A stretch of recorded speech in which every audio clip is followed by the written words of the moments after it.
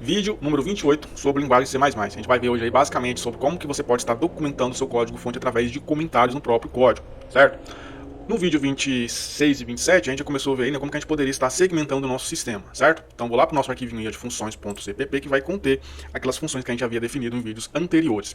Bom, para que serve, né, você fazer a documentação de código? Digamos que você vai desenvolver uma função ou um método que ele é muito complexo, então tem trechos daquele código ali, regras de negócio que são muito complexas. Então o interessante é você estar, né, quando possível aí, documentando aquele seu código-fonte, certo? É uma das coisas que você pode fazer para documentar o seu projeto. Bom, quando você for escrever um comentário no seu código-fonte aí, né, digamos que esse trecho de código aqui fosse um código aí bem complexo que demandaria aí um entendimento um pouco mais elaborado, né? Então você poderia fazer um comentário de uma linha utilizando barra barra. Então isto é um comentário de uma linha, certo? Utilizando barra barra aí, ó, invertido, isso é um comentário de uma linha. Ou se fosse o caso aí, né, fosse um código um pouco mais complexo, que demandaria mais linhas e você não quer estourar o limite aqui, ó, porque não vai ficar horrível, o que você pode fazer? Você pode utilizar o barra asterisco e asterisco barra para fazer comentários de várias linhas, certo? Então, isso aqui é um comentário de várias linhas. Devo comentar todo o meu código-fonte? Não, comente as partes mais importantes aí, né? Senão o seu código vai duplicar de tamanho, certo?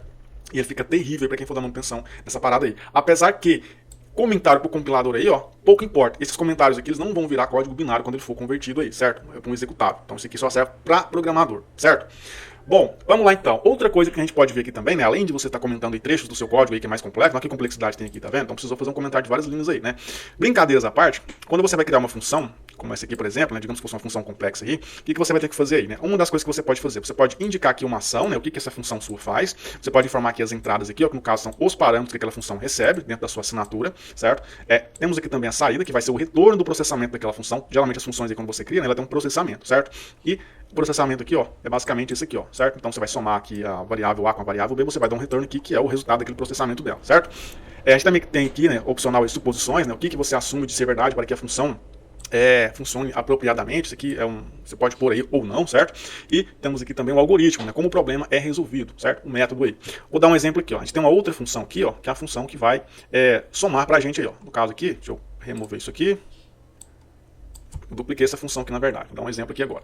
A gente tem aqui uma ação, por exemplo, né? Ó, esta função realiza a adição de dois números double. Então, o que essa função faz? Ela apenas realiza a adição de dois números double. Se fosse uma função para calcular, por exemplo, bônus, juros, ou abrir um arquivo, seja lá o que for que você vai colocar aí, você coloca aqui, ó, ação, certo? Então, por exemplo, aqui, ó, somar é um verbo, indica uma ação, certo?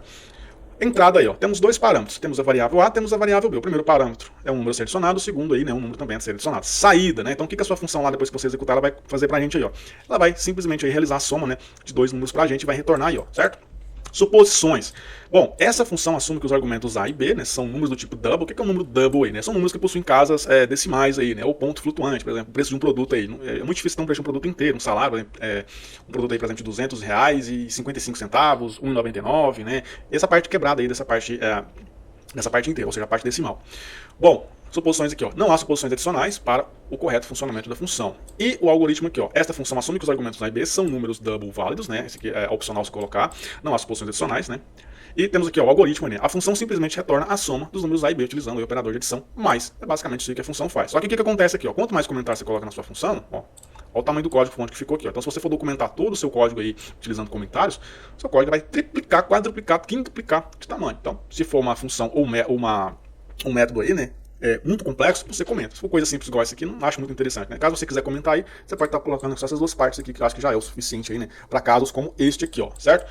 Bom, acho que deu para entender mais ou menos aí, né? É uma coisa que a gente quase não fala muito sobre essa parte de documentação, mas eu senti a necessidade de estar comentando um pouco sobre esse tema também, beleza? Para não passar batido aí e a gente já entrar em outras áreas aí. Bom, é isso aí então. Te espero no próximo vídeo aí, né? E valeu, até mais.